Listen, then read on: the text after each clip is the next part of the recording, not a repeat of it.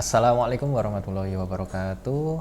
Hari ini kita akan belajar tentang fisika bersama saya Hawarizmi Mahfud untuk materi suhu dan kalor.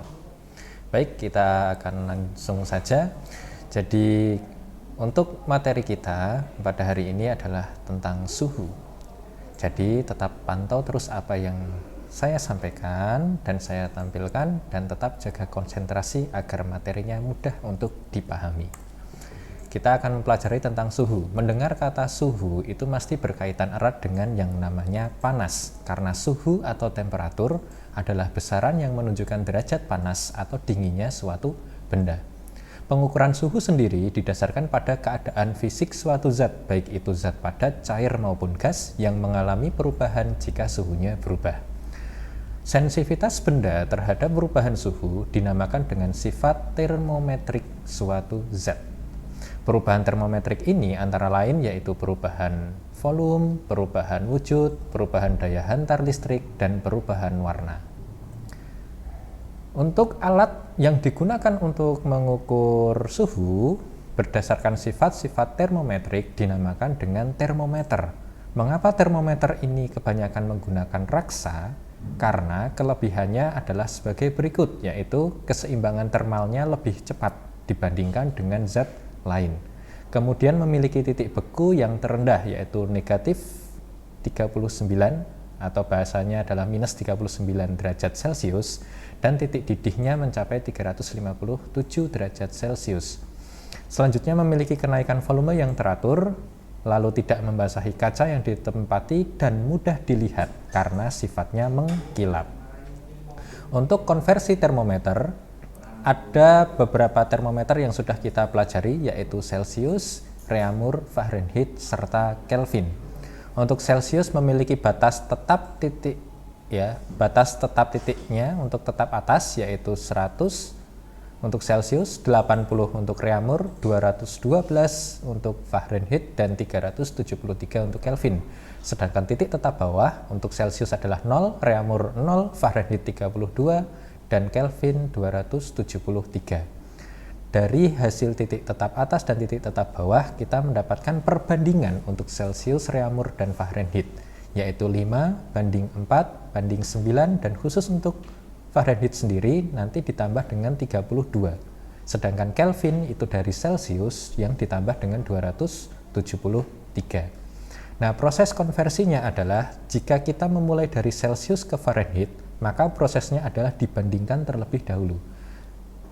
Coba kita lihat sebelah kanan, ada 50 derajat Celcius ingin kita ubah menjadi derajat Fahrenheit. Maka yang akan kita lakukan adalah membandingkan dulu. Perbandingan 9 adalah perbandingan yang ingin kita cari, yaitu 9 untuk Fahrenheit. Dan Celcius yang diketahui yaitu perbandingannya adalah 5. Maka 9/5 dikali suhunya 50. Ini diselesaikan terlebih dahulu. Jadi 5 sama 50 ini menjadi 10. 10 kali 9 adalah 90 ditambah dengan 32. Maka hasilnya adalah 122 derajat Fahrenheit. Sedangkan untuk Fahrenheit ke Celcius, maka kebalikannya. Kalau tadi dibandingkan dulu baru dijumlah, sekarang dibalik. Berarti dikurangi terlebih dahulu baru dibandingkan. Ketika dikurangi terlebih dahulu, maka 68 dikurangi 32. 68 dikurangi 32 hasilnya adalah 36. Nah, 36 dibagi dengan 9, karena 9 yang diketahui untuk Fahrenheit dan yang ditanyakan untuk Celcius. Maka 36 dibagi 9 adalah 4. 4 dikali 5 hasilnya adalah 20 derajat Celcius. Sedangkan untuk Kelvin langsung dari Celcius ke Kelvin, Kelvin itu langsung dari Celcius, yaitu 50 ditambah 273. 50 ditambah 273 berarti hasilnya adalah 323 Kelvin. Kalau Kelvin tanpa derajat. Gitu ya, Ananda sekalian. Kemudian untuk konversi termometer, untuk termometer yang tidak diketahui jenisnya, di sini kita tulis sebagai X dan Y.